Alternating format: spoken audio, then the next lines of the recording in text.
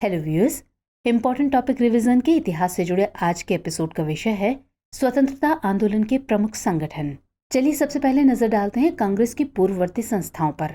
कलकत्ता बंग भाषा प्रकाशक सभा 1836, जमींदारी एसोसिएशन यानी land holders society 1838 Dwarkanath Tagore, Bengal British India society 1843, British Indian association 1851, Zamindari association और Bengal British India society को मिलाकर, Indian league 1875, Shishir Kumar Ghosh, Indian national association, Indian association of Calcutta 1876, Surendranath Banerjee और आनंद मोहन बोस। अगला है बॉम्बे एसोसिएशन 26 अगस्त 1852, पूना सार्वजनिक सभा 1867, महादेव गोविंद रानडे, बॉम्बे प्रेसिडेंसी एसोसिएशन 1885, बदरुद्दीन तैयब जी, फिरोज शाह मेहता और केटी तेलंग। अगला है मद्रास महाजन सभा 1884, एम वीर राघवाचारी, बी सुब्रमण्यम अय्यर और पी आनंद चार्लू। इसके बाद है लंदन ईस्ट इंडिया एसोसिएशन 1866, दादा भाई नौरोजी। चलिए बात करते हैं भारतीय राष्ट्रीय कांग्रेस की। इसके परिचय को देखें तो इसकी स्थापना एओ ह्यूम द्वारा दिसंबर 1885 में की गई थी। एओ ह्यूम अवकाश प्राप्त अंग्रेज आईसीएस अधिकारी थे। इसका प्रारंभिक नाम भारतीय राष्ट्रीय संघ था। दादा भाई नौरोजी के सुझाव पर इसे भारतीय राष्ट्रीय कांग्रेस किया गया। स्थापना के समय भारत के वायसराय लॉर्ड डफरिन थे। अब बात करते हैं इसके प्रमुख अधिवेशनों की। तो सबसे पहला अधिवेशन 1885, इसका स्थान बम्बई ग्वालियर टैंक। इसके अध्यक्ष व्योमेश चंद्र बनर्जी थे और ये इसका प्रथम अधिवेशन था। अगला है 1886 का अधिवेशन। इसका स्थान कलकत्ता था और इसके अध्यक्ष दादा भाई नौरोजी थे, जो कि प्रथम गैर हिंदू अध्यक्ष थे। इस दौरान राष्ट्रीय कांग्रेस एवं राष्ट्रीय कॉन्फ्रेंस का विलय हुआ। अगला है 1887 का अधिवेशन। इसका स्थान मद्रास था और इसके अध्यक्ष सैयद बदरुद्दीन तैयब जी थे, जो कि प्रथम मुस्लिम अध्यक्ष थे।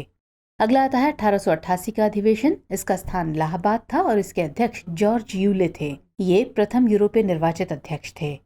इसके बाद 1890 का अधिवेशन, जिसका स्थान कलकत्ता था और इसके अध्यक्ष फिरोज शाह मेहता थे। कलकत्ता विश्वविद्यालय की पहली महिला स्नातक कादम्बिनी गांगुली ने कांग्रेस अधिवेशन संबोधित किया। इसके बाद 1896 का अधिवेशन, जिसका स्थान कलकत्ता था और इसके अध्यक्ष थे रहमतुल्ला एम सयानी। पहली बार राष्ट्रगीत वंदे मातरम इस दौरान गाया गया। इसके बाद है 1905 का अधिवेशन। इसका स्थान बनारस था। गोपाल कृष्ण गोखले इसके अध्यक्ष थे। बंग भंग और कर्जन की प्रतिक्रियावादी नीतियों की आलोचना, स्वदेशी व बहिष्कार का समर्थन। नेक्स्ट है 1906 का अधिवेशन। कलकत्ता इसका स्थान था और दादा भाई नौरोजी इसके अध्यक्ष थे। इस दौरान दादा भाई नौरोजी द्वारा कांग्रेस के मंच से पहली बार स्वराज शब्द का प्रयोग किया गया। अब आता है 1907 का अधिवेशन, जो कि सूरत में हुआ। इसके अध्यक्ष रास बिहारी घोष थे। कांग्रेस का गरम दल व नरम दल में विभाजन हुआ। इसके बाद है 1911 का अधिवेशन, जो कलकत्ता में हुआ और बिशन नारायण धर इसके अध्यक्ष थे। इस दौरान पहली बार राष्ट्रगान जन गण मन गाया गया। इसके बाद आया 1915 का अधिवेशन, जो कि बम्बई में हुआ और सत्येंद्र प्रसन्न सिन्हा इसके अध्यक्ष थे। लॉर्ड विलिंगटन, जो उस समय बम्बई का गवर्नर था, ने इसमें भाग लिया। नेक्स्ट है 1916 का अधिवेशन, जो कि लखनऊ में हुआ और अंबिका चरण मजूमदार इसके अध्यक्ष रहे। नरम दल एवं गरम दल में समझौता हुआ और कांग्रेस और मुस्लिम लीग में भी समझौता हुआ। नेक्स्ट है 1917 का अधिवेशन, जो कलकत्ता में हुआ और एनी बेसेंट इसकी अध्यक्ष रही, जो कि पहली महिला अध्यक्ष थी। 1920 का अधिवेशन नागपुर में हुआ और सी विजया राघवाचार्यार इसके अध्यक्ष थे। पहली बार देशी रियासतों के प्रति नीति घोषित हुई और असहयोग आंदोलन के कार्यक्रम का अनुमोदन हुआ। इसके बाद आता है 1922 का अधिवेशन, जो गया में हुआ और चितरंजन दास इसके अध्यक्ष थे। स्वराज पार्टी की स्थापना का प्रस्ताव दिया गया। 1924 का अधिवेशन बेलगांव में हुआ और महात्मा गांधी ने इसकी अध्यक्षता की। 1925 का अधिवेशन कानपुर में हुआ और सरोजिनी नायडू इसकी प्रथम भारतीय महिला अध्यक्ष बनी। 1927 का अधिवेशन मद्रास में हुआ। एम ए अंसारी इसके अध्यक्ष थे। साइमन कमीशन के बहिष्कार का प्रस्ताव इसमें पारित हुआ। इसके बाद है 1929 का अधिवेशन, जो लाहौर में हुआ और पंडित जवाहरलाल नेहरू इसके अध्यक्ष थे। इस दौरान पूर्ण स्वराज की मांग की गई। 1931 का अधिवेशन कराची में हुआ। सरदार वल्लभ भाई पटेल इसके अध्यक्ष थे। गांधी इरविन समझौते का अनुमोदन हुआ। मूल अधिकार का प्रस्ताव रखा गया। राष्ट्रीय आर्थिक कार्यक्रम को स्वीकृति मिली। इसके बाद है 1934 का अधिवेशन, जो बंबई में हुआ और डॉक्टर राजेंद्र प्रसाद इसके अध्यक्ष रहे। कांग्रेस समाजवादी दल की स्थापना हुई। 1936 का अधिवेशन लखनऊ में हुआ और पंडित जवाहरलाल नेहरू ने इसकी अध्यक्षता की। वहीं 1937 का अधिवेशन फैजपुर में हुआ। पंडित जवाहरलाल नेहरू ने इसकी अध्यक्षता की। ये प्रथम अधिवेशन था जो गांव में हुआ। इसके बाद है 1938 का अधिवेशन जो हरिपुरा में हुआ और सुभाष चंद्र बोस इसके अध्यक्ष रहे। जवाहरलाल नेहरू की अध्यक्षता में राष्ट्रीय योजना समिति का गठन हुआ। 1939 का अधिवेशन त्रिपुरी में हुआ। सुभाष चंद्र बोस ने इसकी अध्यक्षता की। महात्मा गांधी और सुभाष चंद्र बोस के बीच मतभेद की वजह से बोस ने इस्तीफा दे दिया। राजेंद्र प्रसाद ने अध्यक्ष के तौर पर काम किया। इसके बाद 1940 का अधिवेशन रामगढ़ में हुआ और मौलाना अबुल कलाम आजाद इसके अध्यक्ष रहे। 1946 का अधिवेशन मेरठ में हुआ। जेबी कृपलानी ने इसकी अध्यक्षता की। आजादी के समय कांग्रेस के अध्यक्ष।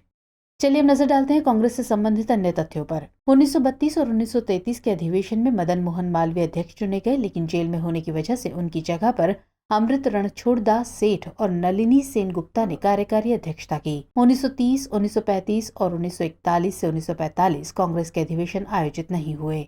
लोकमान्य तिलक कांग्रेस के कभी अध्यक्ष नहीं बने। दादा भाई नौरोजी और जवाहरलाल नेहरू 3 बार अध्यक्ष बने। सेफ्टी वॉल्व का सिद्धांत लाला लाजपत राय ने दिया। तड़ित चालक का सिद्धांत गोपाल कृष्ण गोखले ने दिया। कर्जन ने कहा था कि कांग्रेस अपने पतन की ओर लड़खड़ाती हुई जा रही है, जबकि बंकिम चंद्र चटर्जी ने कहा कि कांग्रेस के लोग पदों के भूखे हैं। डफरिन ने कहा कांग्रेस जनता के उस अल्पसंख्यक वर्ग का प्रतिनिधित्व करती है जिसकी संख्या सूक्ष्म है। चलिए बात करते हैं कुछ अन्य प्रमुख संस्थाओं की, जैसे मुस्लिम लीग। इसकी स्थापना 1906 में हुई थी और नवाब सलीमुल्लाह इसके संस्थापक थे, जबकि मोहम्मद अली जिन्ना इसके प्रमुख नेताओं में थे। स्वराज पार्टी की स्थापना 1923 में हुई। मोतीलाल नेहरू और चितरंजन दास इसके संस्थापक थे। हिंदू महासभा की स्थापना 1915 में हुई थी और मदन मोहन मालवीय इसके संस्थापक थे। अकाली दल 1920 में बना। शिरोमणि गुरुद्वारा प्रबंधक समिति की स्थापना हुई। इसका उद्देश्य सिख गुरुद्वारों को ब्रिटिश समर्थक और भ्रष्ट महंतों के चंगुल से मुक्त करना था। अगला है सर्वेंट्स ऑफ इंडिया सोसाइटी। इसे 1905 में स्थापित किया गया और गोपाल कृष्ण गोखले इसके संस्थापक थे। हिंदुस्तान रिपब्लिक एसोसिएशन को 1924 में स्थापित किया गया था। शचीन्द्र नाथ सान्याल, योगेश चटर्जी और राम प्रसाद बिस्मिल इसके संस्थापक थे। हिंदुस्तान सोशलिस्ट रिपब्लिक एसोसिएशन ये 1928 में बनी और चंद्रशेखर आजाद इसके संस्थापक थे। इसके बाद है भारतीय कम्युनिस्ट पार्टी। इसकी घोषणा एम.एन. रॉय द्वारा 1920 में की गई थी। तो व्यूअर्स, आज के एपिसोड में इतना ही। मुलाकात होगी अगले एपिसोड में किसी और खास विषय के साथ। तब तक के लिए जय हिंद।